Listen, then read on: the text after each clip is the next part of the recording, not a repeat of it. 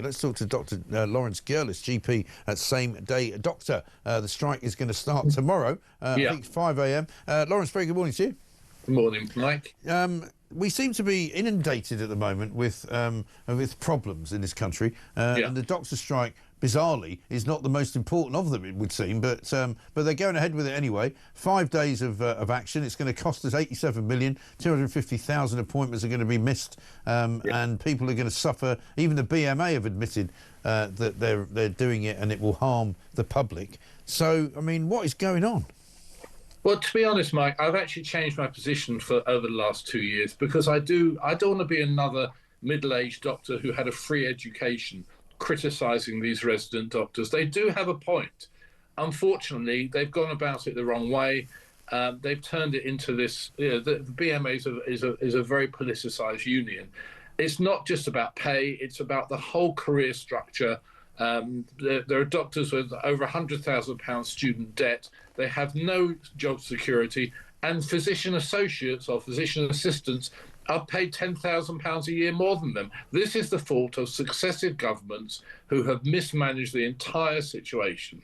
And my view, for what it's worth, is that they should pay the doctors what they're asking, but take it out elsewhere in the health service. And if you want to see what's wrong with the health service, just have a look at what's going on at this industrial tribunal in Fife. That is a snapshot of what the health service is like, and multiply that 1,000 times all over the country. We can find this money within the current budget because there are lots of people who are slowing the whole system down. It's a dysfunctional system. The doctors actually do work very hard. They take huge responsibility. I'm not a ladder puller. They've got a lot, they have. But there's an awful lot of doctors, though, Laurence, as well, who are junior doctors who don't think that the strike is worthwhile, who don't think that the strike should be happening, and who are not actually going on strike. There's a very large proportion of junior doctors who know what they're doing, who understood what they were getting into, and who are quite happy to continue going the way they are going because it's not a bad job and it's not a terribly badly paid job either. No, look, I never believed that doctors should strike at all. I said that the strikes wouldn't work, but in fact the strikes did work because the Labour government gave them what they wanted last time. But what they should have done was restructure at the same time and give proper career development and proper career structure, deal with this physician associate situation. And look, I've got a friend who's going on strike because he wants a few days rest. He doesn't believe in the strike, that's nice, but he's absolutely exhausted because of the pressures that he's working under. So look, it's a very difficult. But hang on, but look, people are not made to be doctors, are they? People don't go out and sort of bang you over the head like some kind of press gang and go, right, now you're going to be a doctor for the next 7 years, and you're going to have a terrible time and you're going to hate it. People choose to do it, right? They must know. They're not stupid people. They've got a reasonably high level of IQ. They go and do the training that they need to do, knowing that will put them in debt, knowing also that they'll be paid reasonably well throughout their career to pay that debt off. So you can't suddenly tell me that they've woken up one Monday morning and gone, crikey, this is a lot worse than I thought it would be. Well, I think it is actually. What, are they stupid? Well, people should have a sense of vocation. I never striked. There was a strike call when I was a junior doctor. I didn't agree with it. I don't believe in strikes, but I do have enormous sympathy. And actually, when the doctors do get into the hospital wards, it is a lot worse than they were told. They were promised. Well, they're idiots if they didn't find out what they were told wasn't right then, aren't they? I mean, I could tell you every day that I could wake up in the morning at 4:20 in the morning and complain that I have to go and do a job that I don't like doing and that nobody told me it would be this really busy and I might get tired and it might be exhausting. You make up for it because you know that's your job.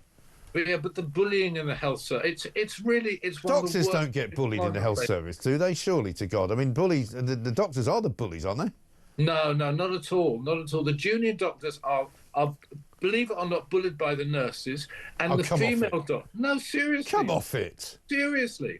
Because the doctors What sort of wallies are these people then? The doctors move every 4 months, so they're always the new boy or the new girl. And believe it or not, the worst bullying is female nurses against female doctors. Seriously, Mike. And that sounds mad to me. No, trust me, Mike. Trust me. You talk to some junior doctors about it. The new girl comes on the ward.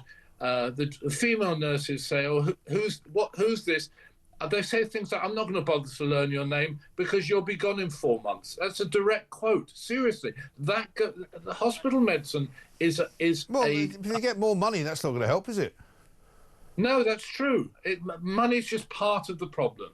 But I do sympathise. I suggest some of them get a backbone and start working out that the real world actually might not be what it's like in a movie, and that sometimes you have to do things that aren't all that pleasant. And sorry if you don't like it, but don't worry. Here's 100 grand a year. Well, no one's getting 100. Yeah, they are.